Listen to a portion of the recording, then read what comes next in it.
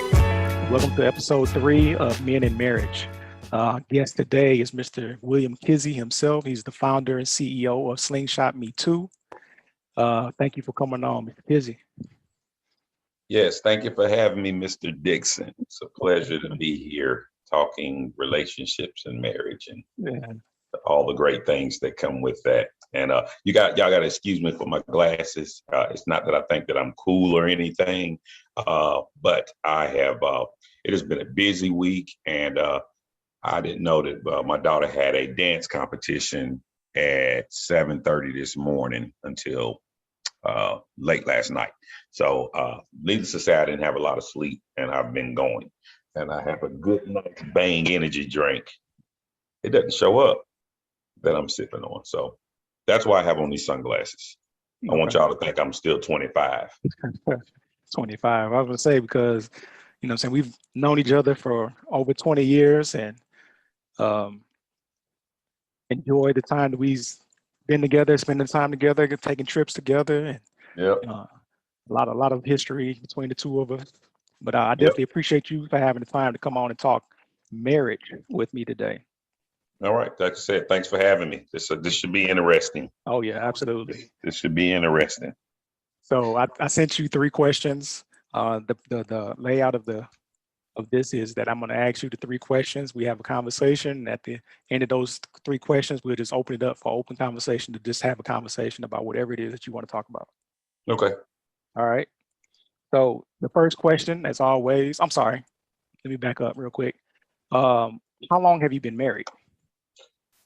I have been married now 8 years. So March of 2022 will make 9. So we got to plan something pretty big and special, I guess, to commemorate the 10-year celebration. But yeah, it has been 8 years. Me and my wife have been together for 10. We dated for a year. She moved in after the first week. And and then we were engaged for a year. So, I got a hook pretty fast, and I fell along right after, but yeah. All right, cool. So married, going on 9 years, 2 beautiful kids, Layla and son. Mm-hmm. All right, so the first question that we got going on, talking about marriage again, is what was your expectation before you got married about marriage? My expectation before I got married was, I guess I can't really say I've ever had an expectation of marriage other than that I knew I only wanted to do it one time. Mm-hmm. I think all of us, I don't know if anybody goes into a marriage thinking, oh man, okay, well, this is number 1. I'm gonna get to number 4. It's not what you do it for. So I think my expectations were just to find a partner, a soulmate, somebody that I vibe with on a mental, spiritual connection, and not so much physical. The physical part is great, of course, but just somebody that I could be cool with if we were just, watching a game or shooting basketball or just walking, exercising together, doing things outside of really just being friends. Right. I knew that, having kids would be a part of it. And, I know one expectation that was right on point. I knew I never wanted a minivan. No damn minivans. Sorry, I don't know if this is Christian. You got to let me know. Am I allowed to swear? Are you good? No, yeah, you good. Okay. But no, just really to have to marry. People say they best friend, but I wanted to marry somebody that was my friend, that I loved, that I cared for, that I wanted to protect and be a provider for, and just somebody that I knew that had my back. And of course we put God first, so that everything else just kind of falls in place. Absolutely. But I can't really say I had an expectation because, I had never done it before. I think that's where I think a lot of people mess up, is that you think things are going to be a certain way. Well, I think that also that I grew up in a two-parent household. A lot of people Mhm. do, some people don't. A lot of people don't. But for me, seeing the interaction between my mother and father was my expectation a little bit about how I wanted my marriage to go. Mhm. But of course, you can't think like that, but as you are a child growing up into adulthood, that is one of your, I guess, preconceived notions. But then as you become an adult and you start to realize that what they got is for them and what you're going to do and build is going to be for you, it's going to be two totally different things. But that, for me, that was one of my expectations. Like, oh, I'm going to have get a marriage. We're going to be married for, 20 plus years with no problems because, and you may contest to this too also, is that, as a child, my parents, they had their ups and downs and their fights, but they never let us know what was going on, if that makes sense. Mhm. Mhm. So, all we saw was the peaches and cream, what I'm saying, the roses. We never saw the, what I'm saying, the down spirals and, what I'm saying, the arguments and stuff like that for me.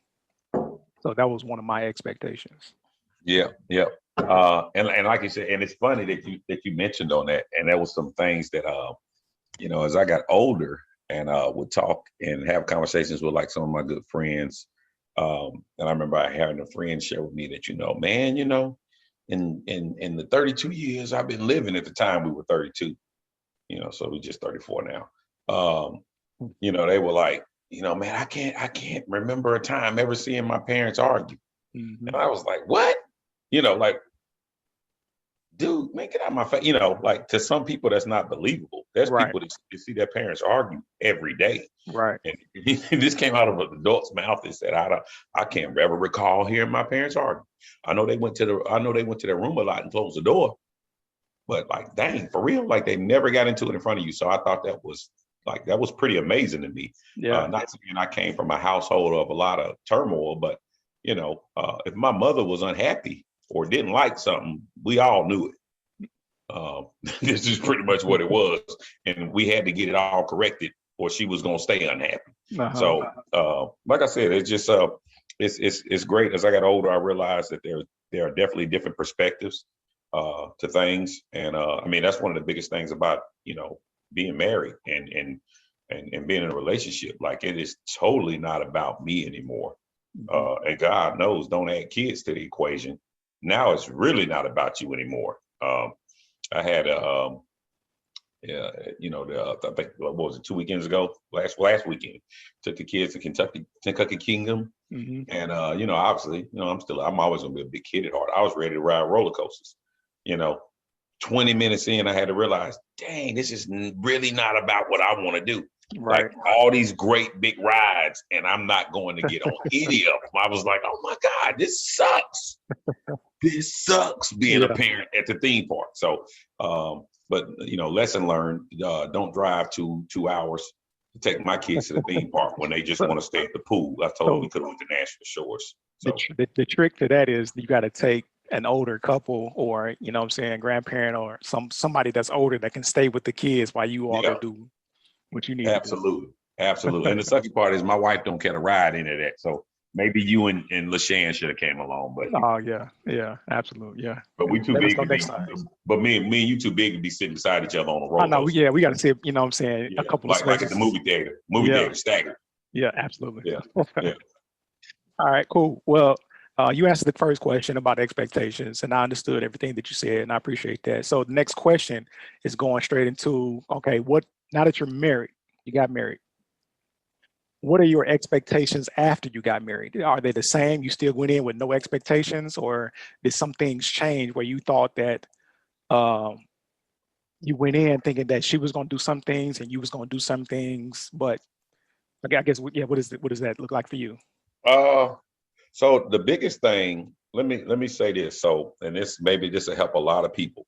So, and I think you definitely heard me say this before. Um, One of the best pieces of advice that I got uh, going into marriage, and this came from a very good friend of mine. He was in my wedding, Mhm. uh, of course, as you were. Um, he had, I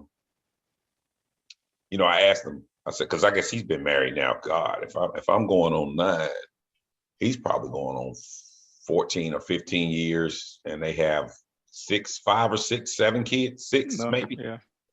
You probably know who I'm talking about. Yeah, I know he's talking about now. Yeah. And but I asked him, and he's a good man, Christian guy, like just a good human being. And I said, man, so what is, like, what's the misconception about marriage? And he said it's not. And this goes right into, like you said, what are my expectations before? A lot of people, I believe, going to marriage thinking it's going to be 50-50.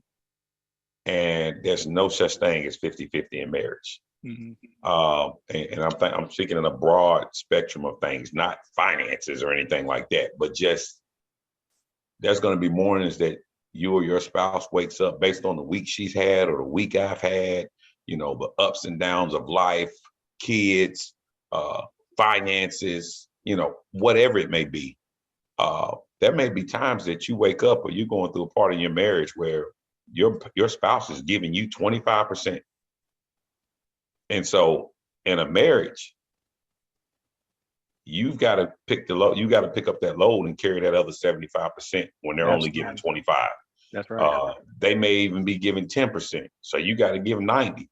Now, if it stays consistent that you giving 90 and they giving 10, that's probably not a good thing for a marriage, because that's going to roller coaster. That's going to go up and down, and vice versa. It'd be your side. I mean, maybe mom just say, I ain't doing the dishes. Right. Dang, you just going to leave them in there? Well, you going to leave them. It's just like, okay, let me be. In a marriage, it's funny. I used to tell myself all the time, let me be the bigger person and let me handle this. And then I know vice versa. I know my spouse does the same thing, because I know I'm not an easy person probably to live with. It's different. I don't know. You lived with me at one point in time. Was I an easy person to live with? Well, we kind of missed each other, because we was like, I guess we would be together on the weekends, but during the week, we had 2 different jobs, so we barely saw each other. And I was working night shift most of the time. Yeah, so, you were kind of gone when I was chilling. Yeah, you were out when I was sleeping. Yeah. But still, 2 different saying. No, yeah, absolutely. Yeah. So I do get what you're saying about that. But I also think that if it's consistent, if you're giving more than the other person, whether it's the man or the woman, then of course I think a conversation needs to be held. Because like you said, it is going to spiral out of control, and then one person's going to start resenting the other person, and you don't want that. Like you said, you didn't get married to start on number 2 and 3. You got married for the long haul. So when those things come up, you got to have that conversation. I was having a conversation with LaShawn yesterday. We were just having a conversation about how to approach a man or a woman when something is bothering you.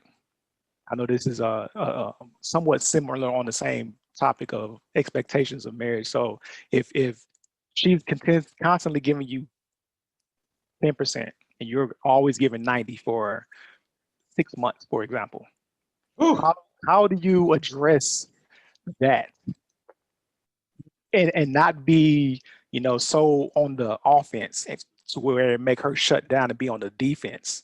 Oh man, you asking me that of all people? Well, the first thing that I've learned, and I can't say this for everybody, but if you're a man who is naturally of kind of aggressive nature and tone and voice, I have a voice and the tone, as a lot of people say, I should have been on radio. Mm-hmm. So I can put it this way, it's very easy for me to get loud, and I can control a conversation with my tone. And that's something I'm constantly working on, is realizing that, obviously, speaking from a male perspective, women are generally supposed to be the softer of the two. They're supposed to be more emotional, so how do you, obviously, communication is key. So if you've got a spouse that's consistently giving you 10%, 15%, 20%, anything south of 50%, and it's consistent, or shall I say 40%, then that's your job to find out why your spouse is not connected and try to change and adjust to that. It could just be a simple, it could be just simply you acknowledging it, mm-hmm. Or listening a little bit more as opposed to talking. I know one thing that I've had to work on is we get so caught up with the things going on in our lives and different things, career changes, different things like that, our spouse may call or may come in the house and we find ourselves talking and rambling about our situation and forgetting to ask about their situation, even though theirs may be routine. Like in our current situation, my wife, she's got a great career, but she's been in it for a while. So it's like, sometimes I take for granted that, but just because she's been doing this for 4 years doesn't mean she still doesn't want me to ask about, hey, what happened today or whatever. Like I said, it could be a number of things, but if you don't address it and you just let it fester, as you said, man, that's just kind of like, that's just boiling water. I mean, it's going to spill out. And most women, for the most part, from what I know, most women are, they're really good at burying their feelings and emotions and staying quiet. Until they explode, and then it's like, whoa. But it was a accumulation of things, and probably just a lack of attention. I'm gonna be quite honest. I think if you give your woman attention, then a lot of those things, that 10%, 20% output from her, because if you're paying attention to her, then she's going to tell you what she wants and what she needs, what she desires, whether it's emotional connection, whether it's physical connection, whether it's, hey, can you help me around the house? If you're just paying attention, they'll give you all the signs and symbols of what you need to do to keep them, to keep it balanced. Yeah, absolutely. So I think that also that if you are oblivious to reading those signs, then of course, then that's where the conversation has to come into play, because, we doing the hustle and bustle throughout the day. Like you said, I may come home and she may be, I'm saying, bawling her eyes out because something that happened at work, but I might come in and be like, what's wrong? And then she's like, nothing. And then I turn around and I walk away. That's not what I needed to do. I needed to, console her during that time and moment because I really understand what was going on. But, those small little verbal cues or those physical cues, saying, you be together for so long, you start to understand, the body language and, absolutely. It was when this was making her happy, what's making her sad, and, she's having a bad day or whatnot, and vice versa. Yep. Absolutely. Yeah, but I guess to go back to that original question that I just asked was, I know that the conversation needs to be held, but how do you have the conversation? So if the like I said, if they're only giving 10, 20% for a consistent period of time, it's festering inside of you. How do you as a man let your wife know that something is festering inside of you and something's bothering me? Yeah, that it's bothering you. But because, like you said, I 100% agree with you, because we're men, if we let things fester for a little bit too long, we're going to come off more aggressive. But how do you personally, tackle that situation? Well, let's just say, what you laughing for? That was a big sigh. Yeah, well, because we all are a work in progress. Yeah. So I'm sure that if you ask my wife that, I still need work on handling that, because I think in a selfish kind of way, I think first of all, let's just put this out there. I think as human beings, we're all naturally, to some extent, kind of selfish. Period. Because it's self. The first person you learn to love is yourself. If you don't love yourself, you can't love anybody else. Right. So I think a lot of times, I think in a relationship and in a marriage specifically, where things get to be routine. That's one of the biggest things people don't realize about a marriage, is that it's routine. And, we have to, even as adults and as people in marriages, we have to break up the routine, so that things aren't so, what is it, monotonous, or I don't know if I'm using the right word for that. No, like complacent. Even if it's just, date night, it's to break up the routine. So, like I said, can you please? I told you to wait till I'm done. Sorry, Lamar. I don't even know if you can hear that. Go, please. Sorry. And she didn't get the signal when I said back. But anyways, how do I do it? So I would say the ideal way to do it in my household is to talk. And I'm gonna be honest. I don't know if you let me know what you think. And I think you had Kevin on last week or 2 weeks ago. Women love to talk when they're bothered, which is a good thing. Most men are kind of like, oh, here we go. I know for me personally, I'm always like, all right, I like, let's address the thing and let's move on. Let's boom. All right, let's hug. We're going to get over this. You know, that's how I always look at it. Like, we married, you know, I'm not running out the door. It ain't like I broke up with you this week. Maybe we'll try it again in 3 weeks. We can't do that. But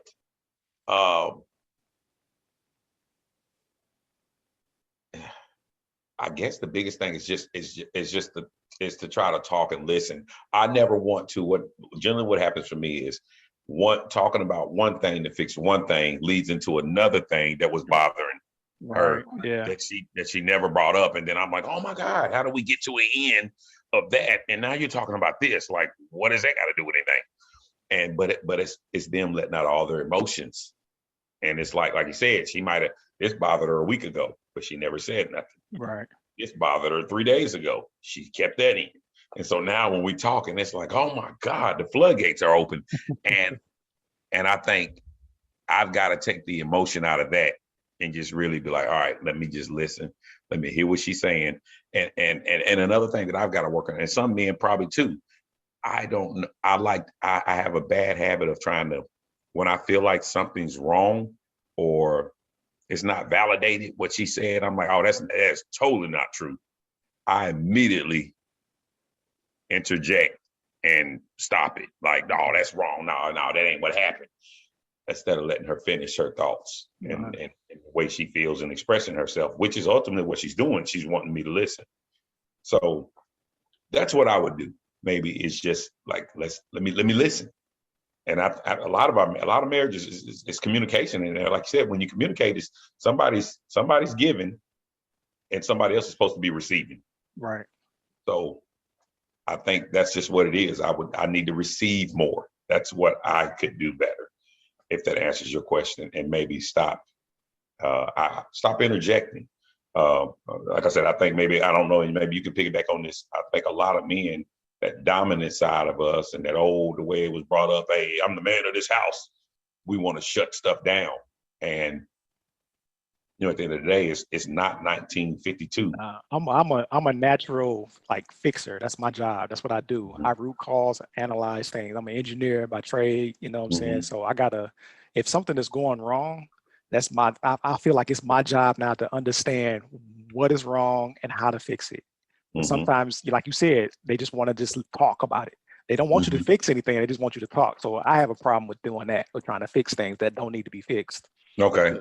So that's something that I have to work on personally myself. So in my opinion, going back to that same question, what I do to address a situation, if I'm frustrated, I normally, and she told me that I'd have a bad habit of this also, I ask a question. It's a rhetorical question, because I want you to acknowledge that you know how I feel. And she hates that. So I ask the question like, you know, I did the dishes yesterday. Or some stupid question. Like, you know that I did it. But so why you said that before. Yeah. Yeah. So it's all I really want is the acknowledgement that you know that something is going on. And she hates the fact that, you know, that if to her, she told me this yesterday, that whenever I do that, it feels like I'm belittling her. In my mind, I don't feel that way, but in her mind, she does. So there's another book, I can't remember the name of the book, but it's about how the communication between men and women. Like, I may say something and she hears it one way, but I did not intend for her to hear it the way that she heard it. I wanted her to take it the way that I said it, but she didn't.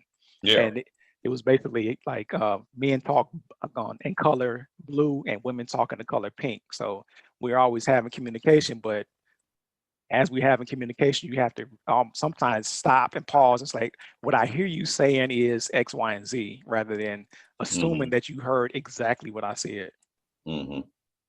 That makes sense. Yeah. Oh yeah. Yeah. Yeah. So, but yeah, communication is definitely the key to everything. It's just the way that we communicate sometimes that may have positive and negative, consequences. Mm-hmm. So I'm gonna jump into question number 3, and I kind of like opened the door up a little bit about what we could talk about after this last question. So question number 3 is basically now that you're married, you're 9 years in, going on 9 years in.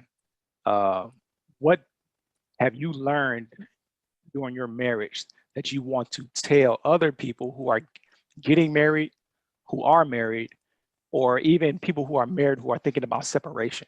Like, what have you learned in your 9 years that you want to tell somebody to get from this conversation that we're having right now? But like, whether it's, good, bad, and different.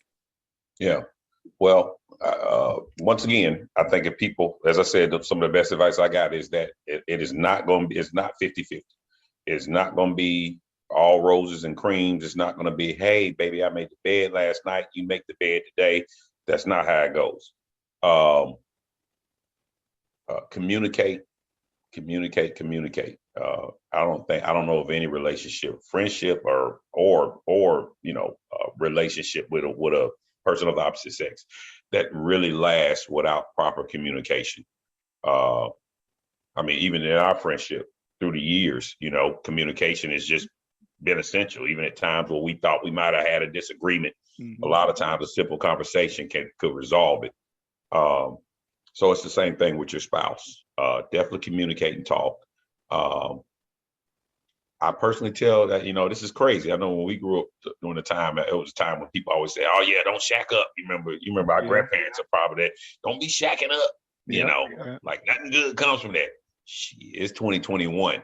And grandma, sorry, but the women don't think the way they weren't raised the way you were raised. So I personally tell, if you haven't lived, this is just me, my personal thing, and take religion and stuff out of it. But I definitely think there's no way that I think you should do something that means I'm going to spend forever with somebody and you've never lived together. I think that's kind of absurd. I mean, I don't care if it's a trial run for 30 days. Like, make sure that they toenail clippings that might be in the bed doesn't upset you or bother you, So I would definitely say try living with your soon future spouse. And just making sure that you all, like you can cut it out. Because once you get, when you say I do, it's not like, hey, go back to your apartment.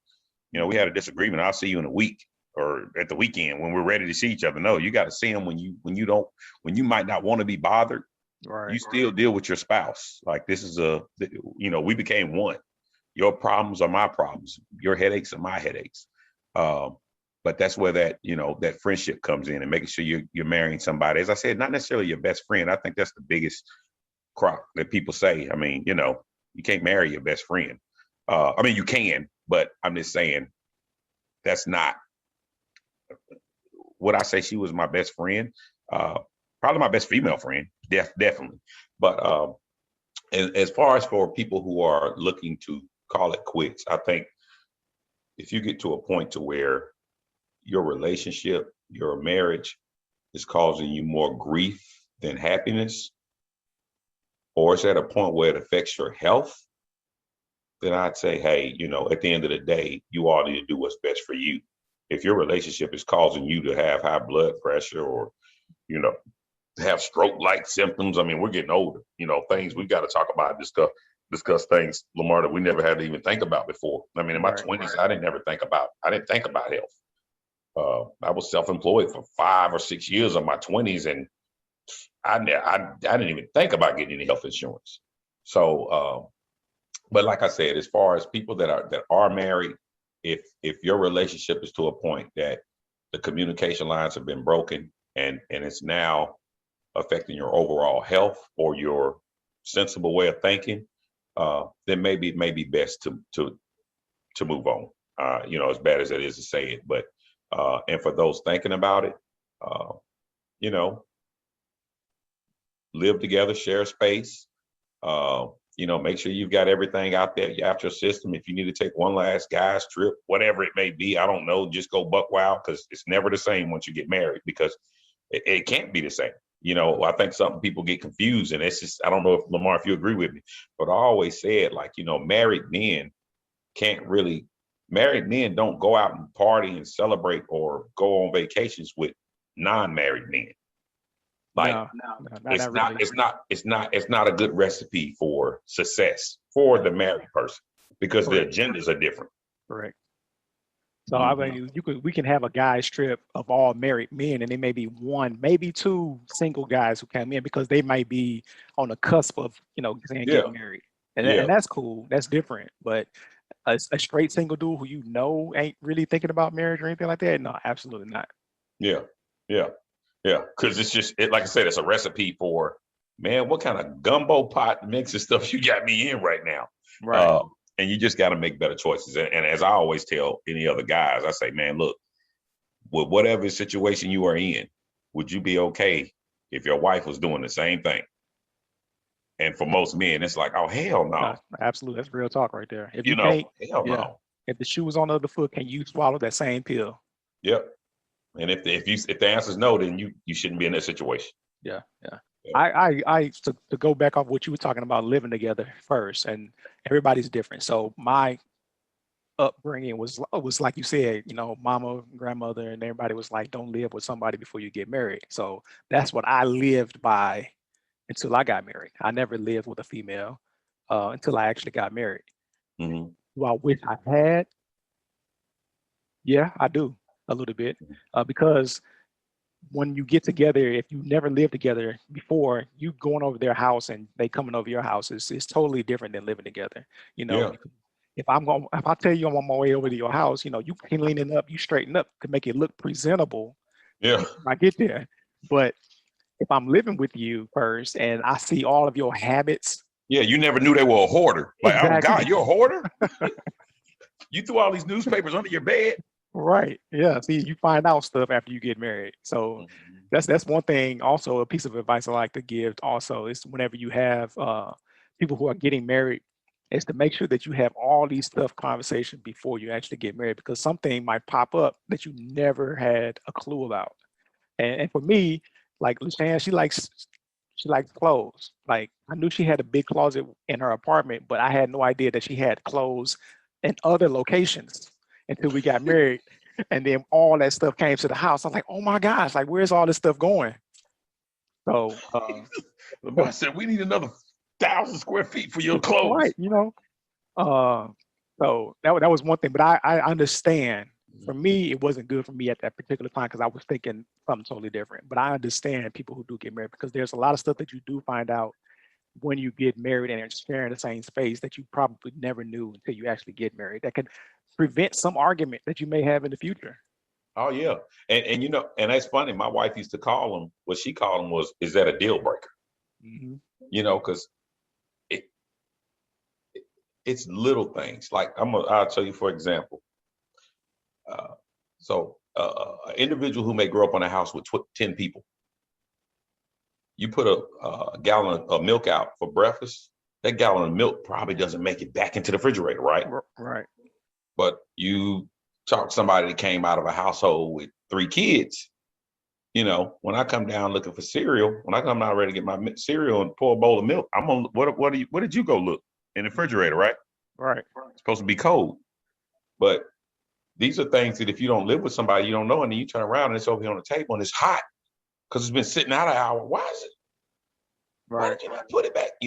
Or, like I said, it could be, and I'm not speaking, I don't want anybody to think I'm speaking of things hypothetically from my marriage, but let's just say I clip my toenails or bit my toenails off of my teeth and spit them on the floor. Or your spouse does that.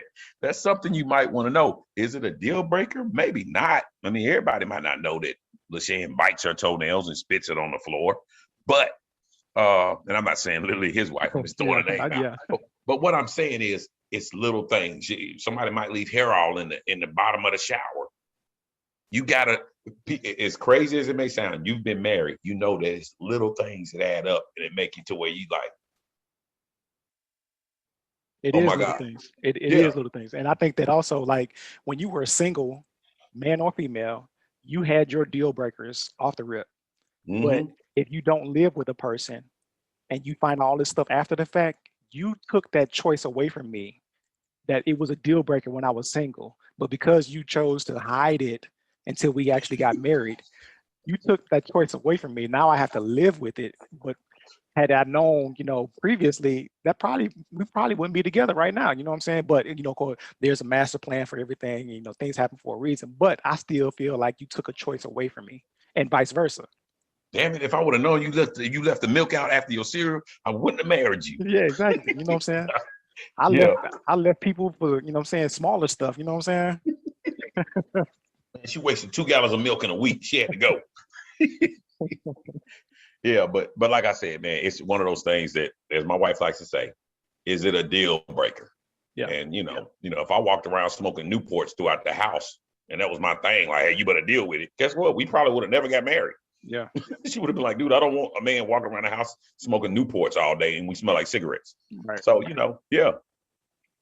So let me ask you this also a question. So we're done with the questions, those 3 set questions. I appreciate you for answering those. But let me ask you another question. As we were talking about mental health and stuff like that. So mental health is definitely a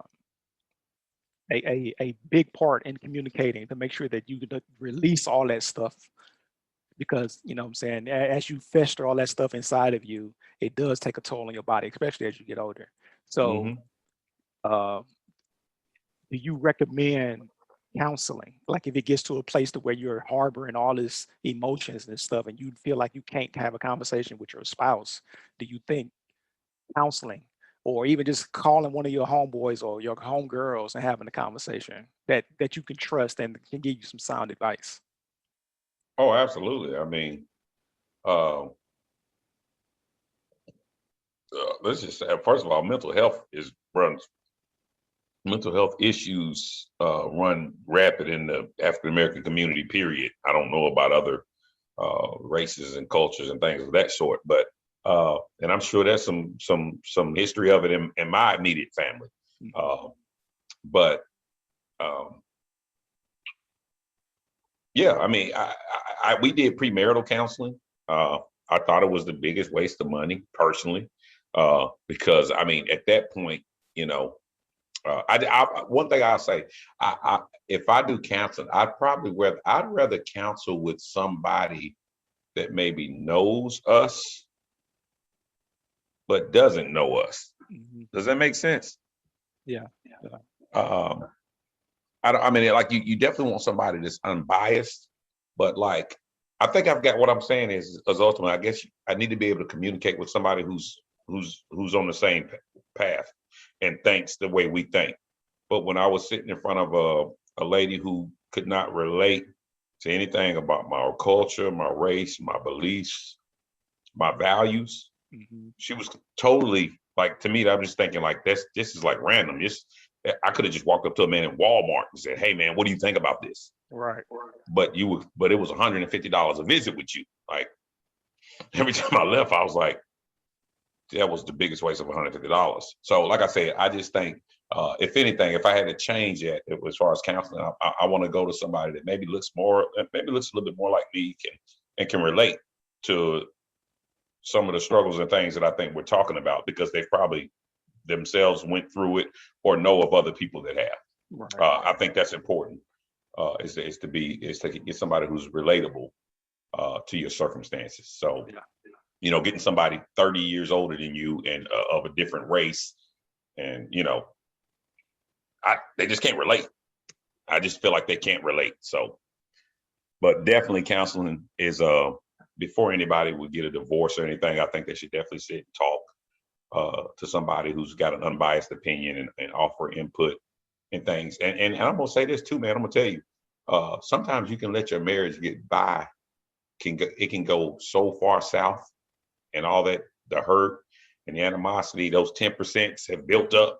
Like, you can leave a spouse at 10%, and you've been carrying 90 for so long that they don't even have any drive to get back to 50. And I think that's when you got real marriage problems. Like no matter what's going on, it's like, you don't like me. They stay at 10% too long. They start to feel like they just living with you. Right. You just a roommate. Yeah.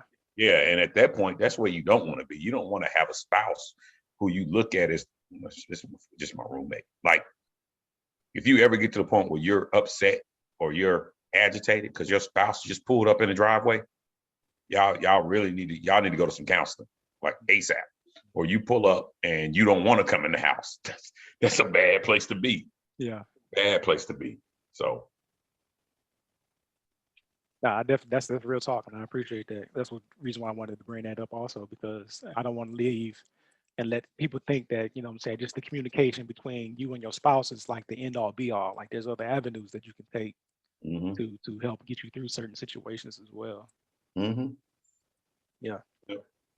So you got any questions for me, or anything that you want to, anything you want to say? Just open discussion between us. Yeah, no, like I said, I just think I think it's important for couples, and this is just for everybody else that's going on or considering marriage or just wanting to keep their marriage alive. Be spontaneous. Women like things. Most women like nice things, and this is just crazy. My wife isn't very materialistic, but and won't go get a lot of expensive things for herself. She just won't. She could, but I'll do those kind of things for her from time to time, just because I know, yeah, she would like to have it. She doesn't. It doesn't matter to her that she doesn't have it, but she likes to have it. Right. And I always look at it from this standpoint: if I'm not going to buy my wife nice stuff, who else will? Mm-hmm. Like, that's just real talk. Like, as men, my wife can't have no sugar daddy. Like, what is that? Like, come in and be like, oh, damn, babe, where'd you get that bag from? Oh, babe, this ain't that. That's a $20,000 purse. You bought that? Like, you don't want to have those discussions. So if you don't want to have those discussions, treat your wife, treat your spouse. And the same goes for women and men. I tell my wife, I like nice things. Mm-hmm. You don't have to give me no socks and no another tie. I've been getting them forever. Like, but it's different. It's different for guys and women. We know that, Lamar. Do you believe in Do you believe in traditional roles? No, because the traditional roles have changed. Women, yeah. The women are not traditional anymore. So that's the only thing. Now, I'm different. I believe, like, hey, men wash dishes now. Then it's like, okay, so you can cut grass, or men wash dishes now. Okay, so you can rake some leaves. I mean, yeah. I'm just saying, like, if it's a square playing field, and hey, we got women presidents and all that, more power to it. Great, it's progression for the world, but it's just kind of like, don't pick and choose. I think a lot of women, this is what they do. They exactly. Don't pick and choose when it's oh, you the man of the house. Oh, now I'm the man of the house. Yeah. But when it was, let me go get this, it was, it was two of us in the house. It wasn't just one. So that's my thing. Like, don't pick and choose when it's time to be traditional. Oh, now you the woman. Right. No, so, I agree with that also. Especially like when it comes to cars, or like you said, the some of the house chores. Like, I can do all of this stuff. You know what I'm saying? And there's some things that I choose not to do, and there's some things that you choose not to do. But there has to be some type of an agreement, I would say. Like, if I'm doing X, Y, and Z, you got to do A, B, C. Mm-hmm. Like, I don't want to do A, B, C, and X, Y, and Z. Mm-hmm. Then what are you doing? You the man. Yeah. And it's like, well, okay, well, if I'm the man and you the woman, then, like I said, we ain't even gonna get into all that, because then it becomes, oh, nah, he didn't. No, he didn't. But I'm just saying, traditional roles there were good things about tradition. Tradition is not a bad thing. It's tradition for a reason. But I just think we're obviously growing up in a day and time that our spouses and future generational spouses and things, they're coming up, that they, women have more rights and more voices than they ever have. So, and that shows. It's showing it. And I think, and I don't know the numbers, you may know this better than I do, but there's a lot of people that choose not to get married these days. There's people that get married and they're saying, we ain't gonna have no kids. I don't understand that. I'm like, well, that's one of the main reasons you get married, is to start a family. But That's just my personal opinion. If I didn't want to have kids, I don't know if I'd ever really. What's the point of getting married? I don't know. Well, I mean, let's talk about that then. So there's a lot of people who, men and women, who have kids out of wedlock, of course, and they're cool with that. That's all they wanted. They just wanted Yeah. a kid. So, Yeah. like you said, some people just don't want to get married. But I don't understand that either. But I get it in some cases from like the past. You know what I'm saying? Like in today's time, you have a legit, like, I love you, you love me, we get along great. I love your family, you love my family. Why not get married? Why? But if I choose not to get married, that's my personal choice. But then you have to now make a choice to stay with me. Like, I'm all about choices. Like, don't take away my choice because of your selfish reason, and vice versa. And vice versa. There's a lot of people who, like, women who trap men. There's a lot of men who trap women, who take away people's choices. Like, there's a lot of forced circumstances, I would say, that are out there. So yeah. Yeah. So yeah, I'm just to all of that.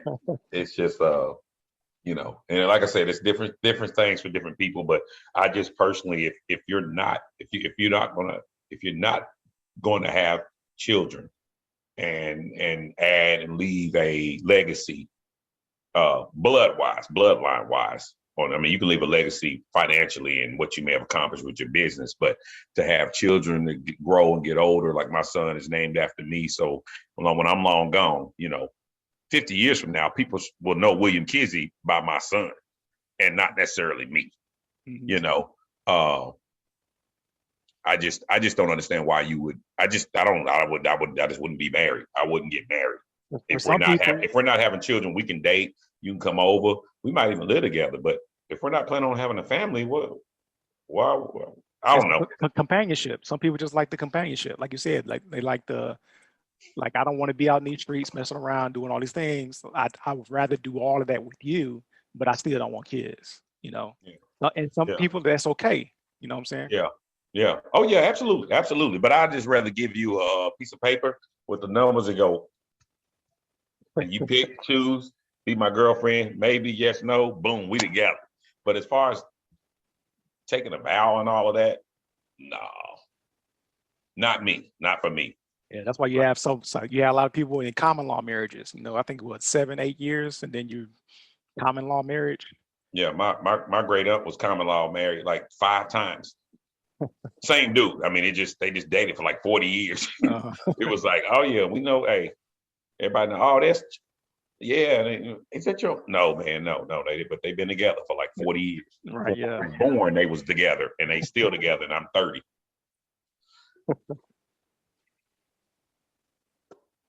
Anything else? No, man. I think this is great what you're doing. Keep doing it.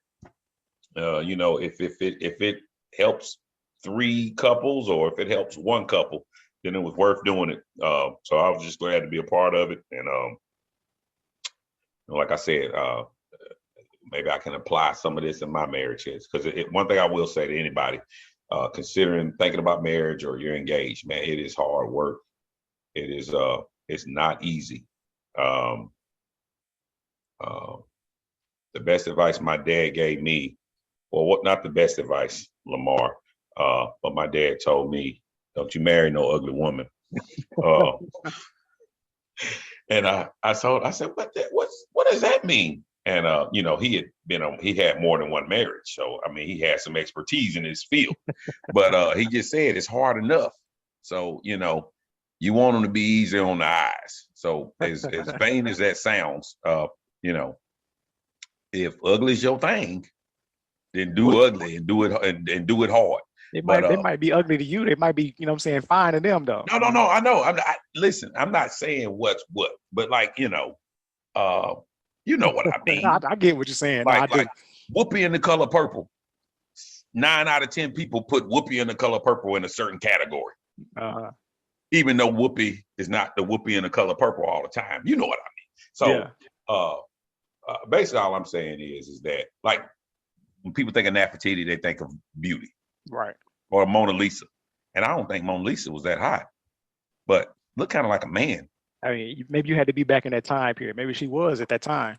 Yeah, because she ain't that hot. Mona Lisa's not getting it like that. But you know what I'm saying. But Yeah, I just thought it was funny when my dad told me that. He said, "Don't you marry no other woman." I said, "Damn." And he just said, "It's the relationship, marriage is hard enough as it is." He said, "So if they, you catching the slack and the roller coaster ride of a marriage, it's gonna make it a lot easier if they a little easy on the eyes." So yeah. But that's. sometimes, you know what I'm saying? Mm-hmm. But I want to touch on something you just mentioned. You said the hard work. So this is this third episode, and I had two other conversations with two other men, and we also talked about that hard work that you just mentioned. Like marriage is hard work, and it is. But the one of the goals of this actual space is to actually tell people like what that hard work is. So my father told me the same thing, and some other older gentlemen when I got married was telling me the same thing. Like, are you sure? It's hard. Marriage is hard work, but they never told me what that hard work was. So this particular space is for us to have conversations about what that hard work is in marriage. So that way, if somebody else who's thinking about marriage or is already going through marriage, like they know what that hard work is, which is like you said, is the 10%, and I got to pick up the 90%. Is do I have to compromise on doing the dishes and sweeping the floor, and you do all the, what I'm saying, the and doing it without an attitude. absolutely. Yeah, like don't walk around. Body language is a lot in a marriage. It's kind of Yeah. like, damn, I just called your name and you turn around like, like I pushed you. Right. And like you said, there could be other things that have built up, but and not to cut you off, I just wanted to piggyback on what you said. Like and the other thing, like I said, is a lot of it is with a marriage, because like I said, somebody might have been holding something down and you woke up and may have said something like, "Hey, did you have you seen the toothpaste?" Mhm. And the reaction you got, you would have thought that you told somebody to pack their bags and leave. Right. And it's like, okay, we need a conversation. Like, what's going on? Something's Yeah. bothering you. Yeah. And that's a key, is recognizing those signals. Yep. And then I'm gonna tell you another thing I've learned just from me, and it just depends. As I said, I'm kind of dominant, and if you, I've had to learn to kind of step back. Mr. One of my frat brothers, brother Willie Martin, told me, he gave me this advice on dealing with a marriage. He said, keep your, what he held up, put your foot down when you have to, and keep your mouth closed when you need to. Mm. And it's because one of the biggest things that I've got to work on is just being quiet. Really. I like Really that being saying. quiet. I never heard him say that, but I know Mr. Martin very well, and I like that saying. And that's pretty good. Yeah. I mean, he just said it. He was like, man, you the man of the house. And if you firm on something and you feel passionate about something, you put your foot down. But he said, a lot of the times, man, just keep your mouth closed, because it ain't even worth the headache.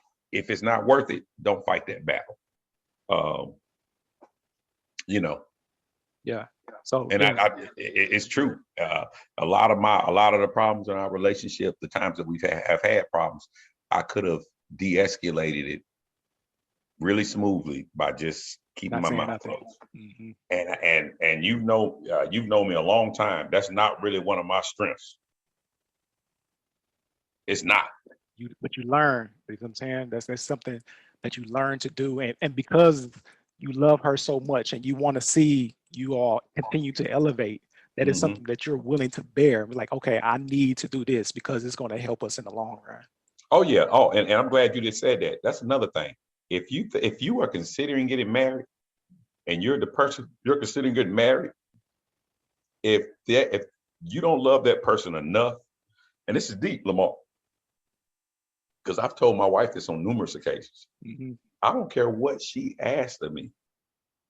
All of it's doable. I know she's not gonna ask me to go sit in the middle of the highway. But anything she requires of me, I'll pretty much do it. Mm-hmm. Because it's for her. Right. You know what I'm saying? If my wife told me right now, you have to do 100 push-ups a day or I'm leaving, y'all finna be like, well, you done got swole. Yeah. I might not tell y'all why, but I'm gonna be like, yeah, I had no choice. But I mean, I'm gonna be like, man, that's some bull. But I'm gonna be doing the push-up. So I'm like, all right, yeah, whatever. You see that right there? But yeah, if if the person you're considering marrying isn't somebody that you'd go to church more for, or you'd pray more for, or you'd stop going to the bar every, whatever it may be, whatever your vices are, or different things, just things that just, as we get older, we got habits and things that just aren't naturally. It's not that it's unhealthy, but it's just not. It's like you could be doing something else with your time. Right. And if the person you're considering settling down with, if they ask you to become a better version of yourself, and you're not willing to do that or put in the work to do it, then you probably shouldn't be marrying them. Yeah, absolutely. Yeah. And what's the point? Probably shouldn't be marrying them.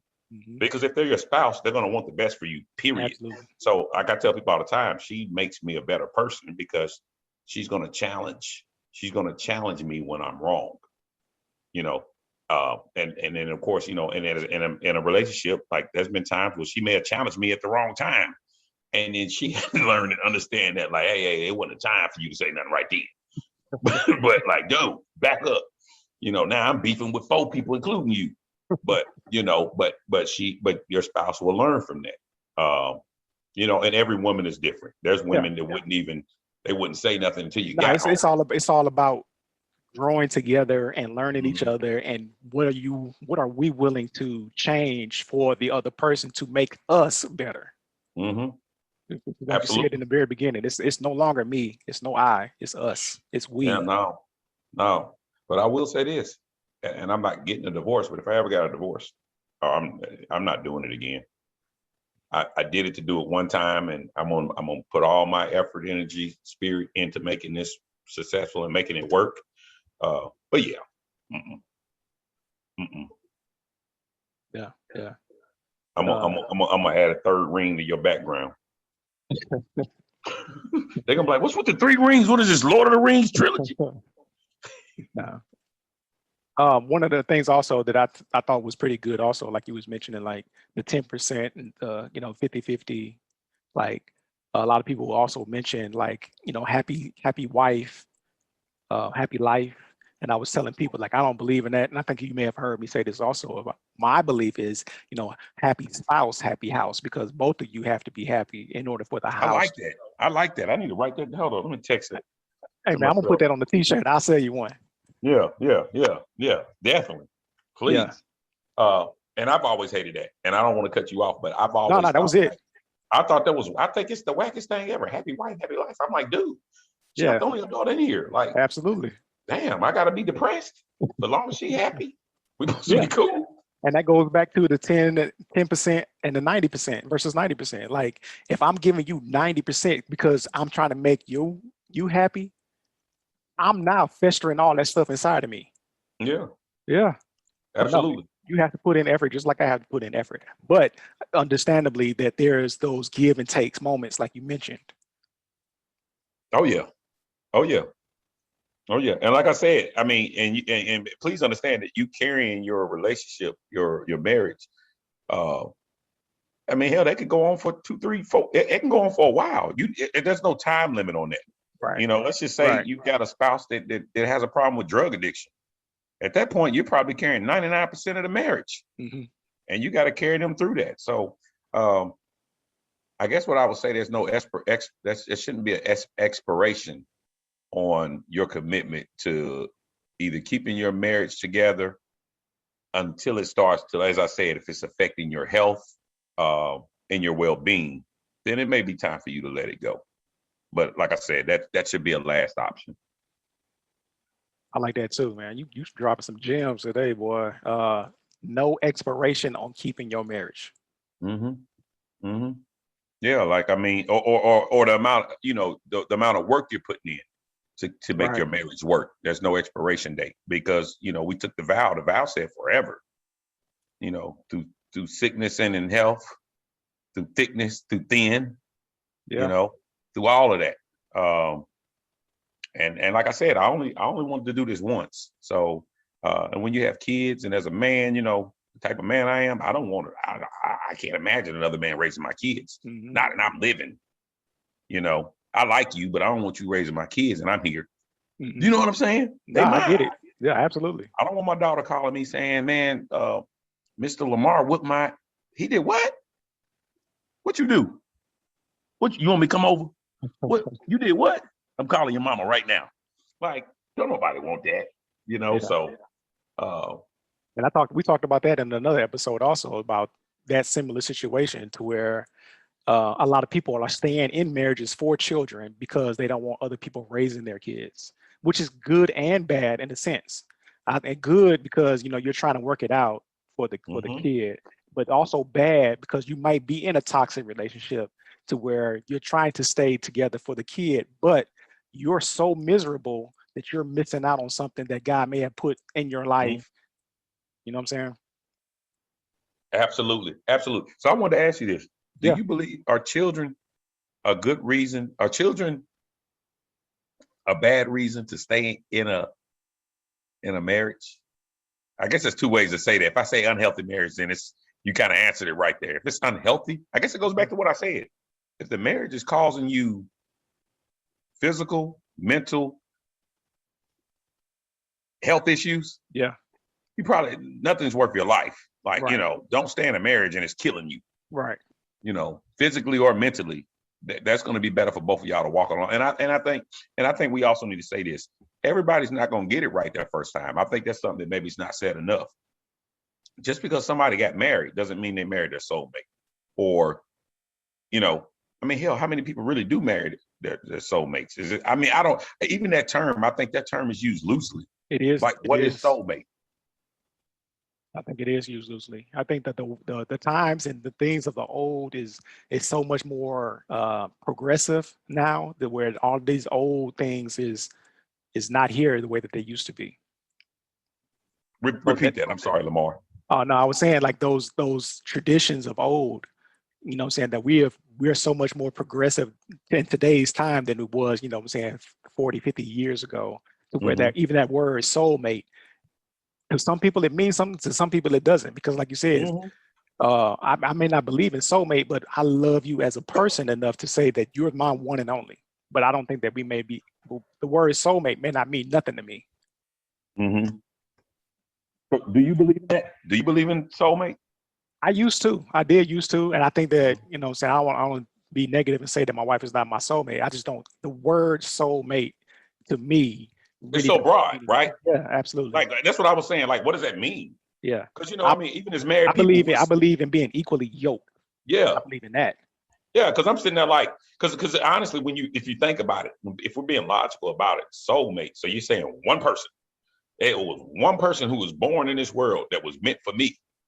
But we got a few billion people in the world.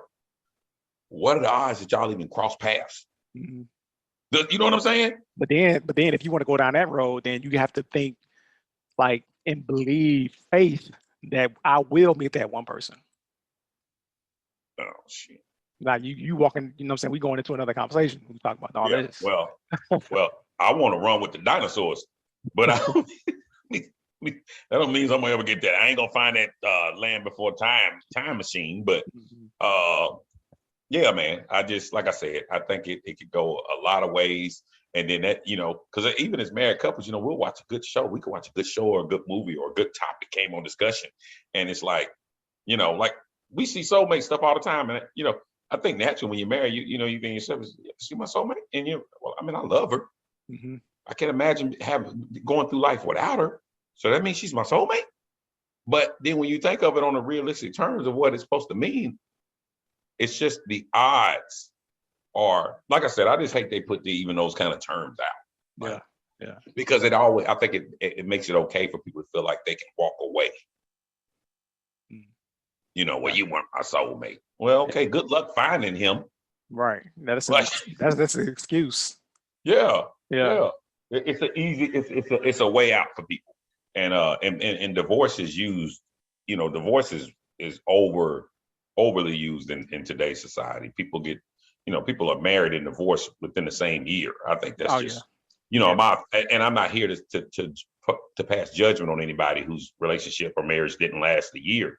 But, this is just my personal opinion. I feel like there was a lot of things, whether it was the living together. They could have prevented it. whether it was the conversations. I mean, y'all obviously didn't communicate a lot. I mean, how long did y'all date? If you couldn't make it a year, 1 year, like, wow. Like, y'all should have just still been boyfriend and girlfriend. Yeah. Because, there's nothing that can happen. Well, there's things that can happen that'll end it within a year. But outside of the, like, wow, caught you, my bed, my home, this is over. Outside of that, most stuff you should be able to work through it. Mm-hmm. Well, it was a good conversation, good discussion. We talked about a lot, unpacked a lot. You dropped a whole bunch of good gems. I got it all down for future conversations, and I definitely appreciate you and your time today. William Kizzie, you want to speak anything about your company? Well, I got people to see behind me with the. You ain't got to do that. SlingShotMe2.com. We are Nashville's premier location and premier destination for slingshot rentals. So if you are anything 3 wheels, you're looking to get out in a good COVID-free, fun environment, just you in the open air and your spouse, your significant other, and ride around town, we got you covered. So we got many options. We got automatics, we got manuals. Thank Lamar, of course, was one of my first clients, and we appreciate your support. Mm-hmm. He tore it up pretty bad, though. No, I didn't. Then didn't even want to pay the deductible. Oh my God, what kind of relationship is this? He didn't want to pay the deductible. No, I'm just playing. But yeah, SlingShotMe2.com, SlingShotMe. Y'all check it out. Go on the website. If you got any questions, give us a call. And hopefully be looking to expand to some future locations here. We're currently working on that. So, well, good. Peace and blessings to you, brother, and hope your company continues to flourish and grow. You and your family are beautiful all together. We need some more outings now that it's the summertime. Kids are out of school. We need to get together, do some cookouts and stuff. So we'll talk offline about that. Sounds good. But again, I appreciate your time and the conversation that we had this evening. Appreciate you, man. Thank you, brother. All right, brother. All right now. This is Men in Marriage, episode number 3.